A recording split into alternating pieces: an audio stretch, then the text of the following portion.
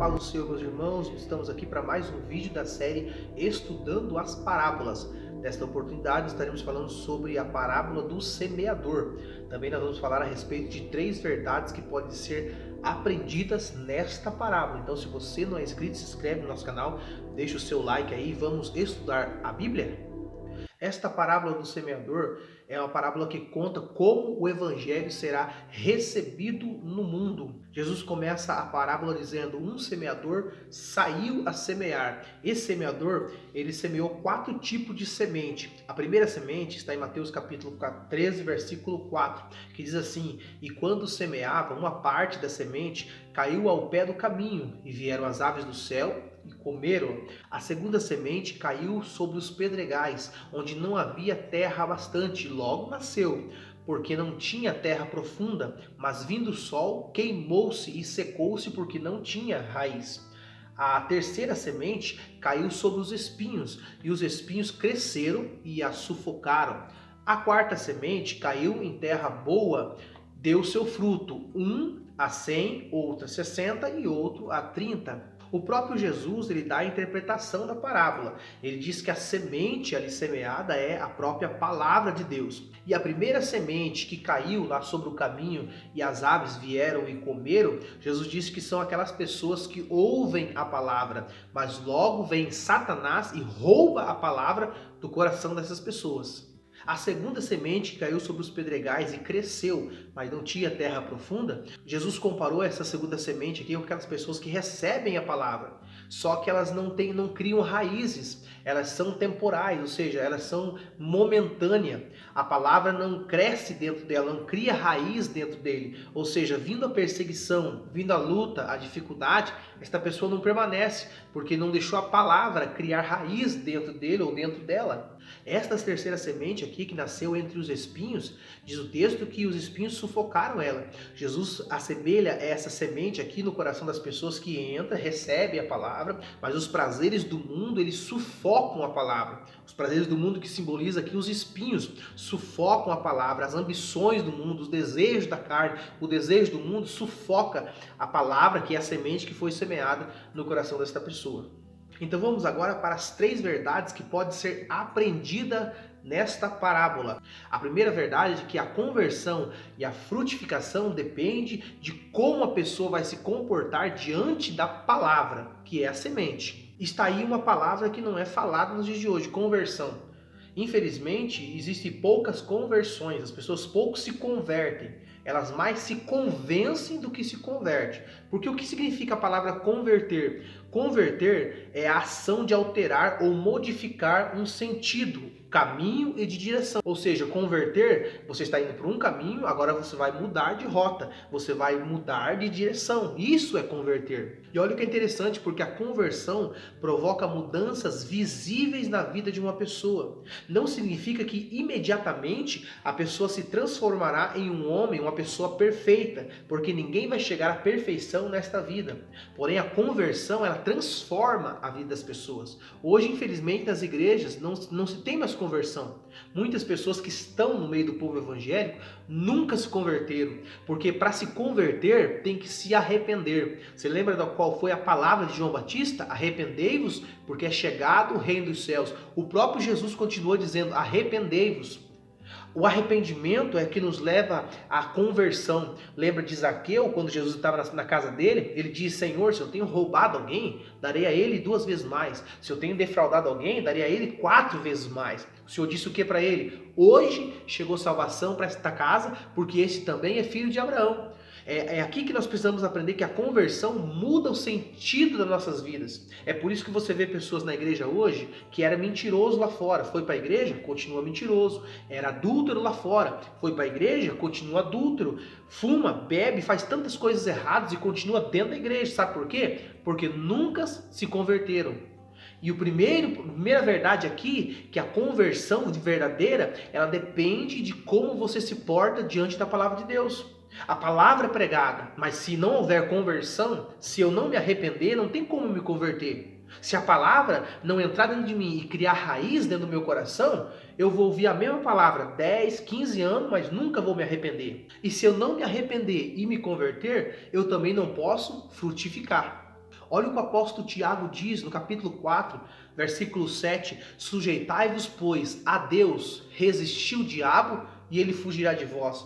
Quando você se submete a Deus, quando você obedece a Deus, a Bíblia diz, nos manda resistir o diabo, e quem tem que fugir de nós é o diabo.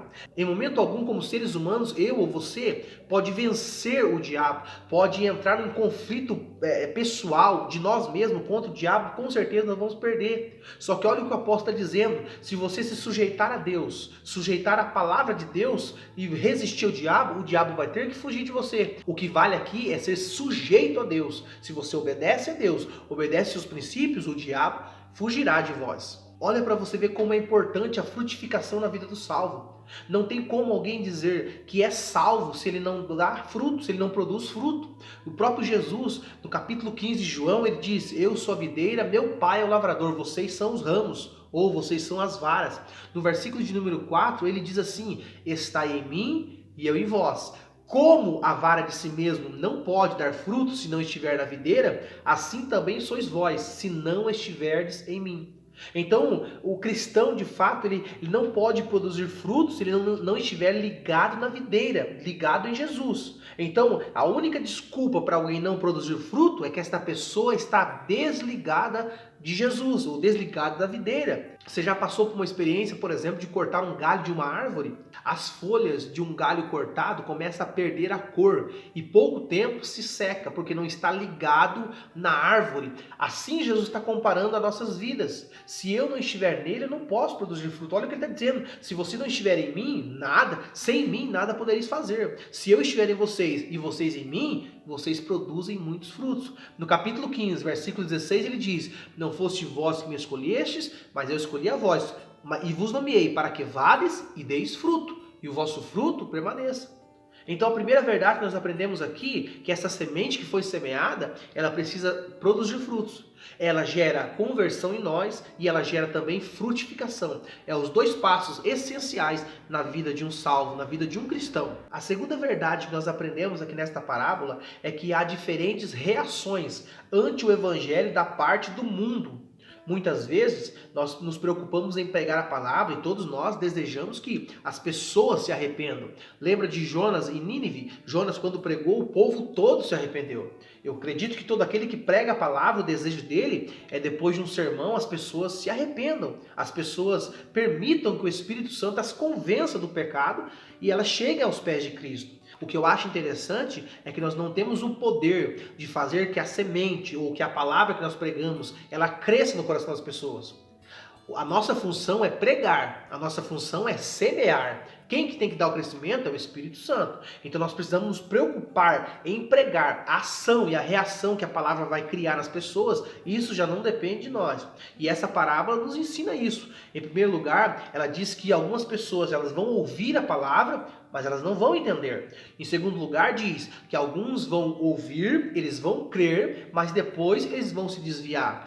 E em terceiro lugar, diz que algumas pessoas vão receber a palavra, vão crer, vão perseverar e vão frutificar, dar diferentes proporções. Então nós precisamos nos preocupar em semear, nós precisamos nos preocupar em lançar a semente que é a palavra. Quem vai dar o crescimento é Deus. Quem vai dar a frutificação no coração dos ouvintes é Deus. Nossa maior preocupação tem que ser em pregar a palavra, entregar a palavra de Deus. A frutificação está nas mãos do Senhor. E a terceira verdade que nós aprendemos nesta parábola é que são 3 os inimigos da palavra de Deus. O primeiro inimigo da palavra de Deus se chama Satanás. Lembra da primeira semente que Jesus falou que caiu à beira do caminho e as aves comeram?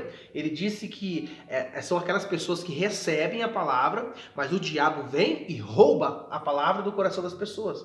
São pessoas que não dão muito valor à palavra. São pessoas que desprezam a verdadeira pregação, a verdadeira palavra. Porque o diabo sabe que alguém só pode dar fruto.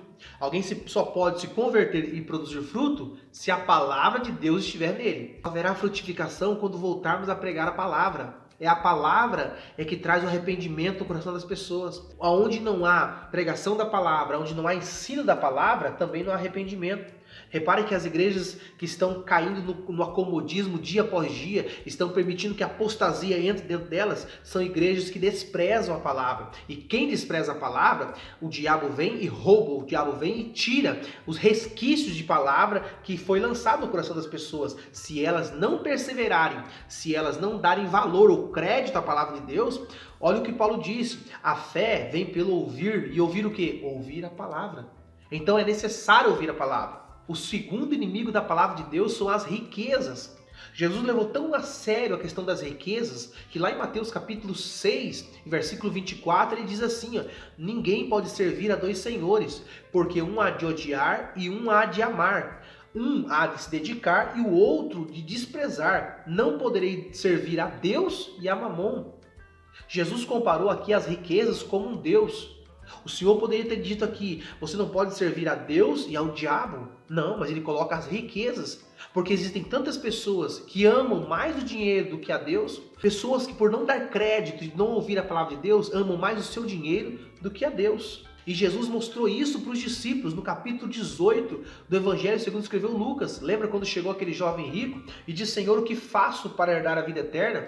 E o Senhor disse: ouviste os mandamentos? Sim, Senhor, obedeço tudo eles. No capítulo 18, versículo 22, 23 e 24, o Senhor diz assim para ele: ainda te falta uma coisa.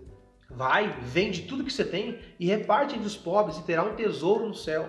Mas, ouvindo ele isso, ficou muito triste, porque era um homem muito rico. E vendo Jesus que ficava muito triste, este homem, ele disse: quão dificilmente entrará no reino de Deus os que têm riquezas. Jesus não está condenando a riqueza, porque se nós lermos a Bíblia, quantos homens de Deus foram ricos?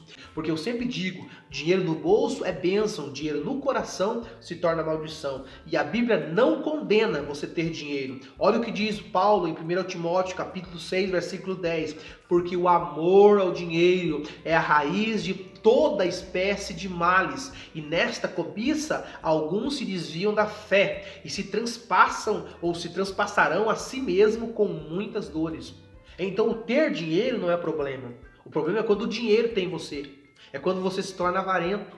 É quando você tem dinheiro e você ama mais o dinheiro do que as pessoas. O dinheiro na nossa vida, ele serve para nos servir. Servir as nossas vidas e servir as pessoas. A partir do momento que o dinheiro domina a tua vida, meu irmão, aí você está amando o dinheiro. E o terceiro inimigo da palavra de Deus é o mundo. Em 1 João capítulo 2, versículo 15, João diz assim, ó: não ameis o mundo e nem o que no mundo há, porque se alguém ama o mundo, o amor do Pai não está nele. Amar o mundo quer dizer amar o sistema do mundo.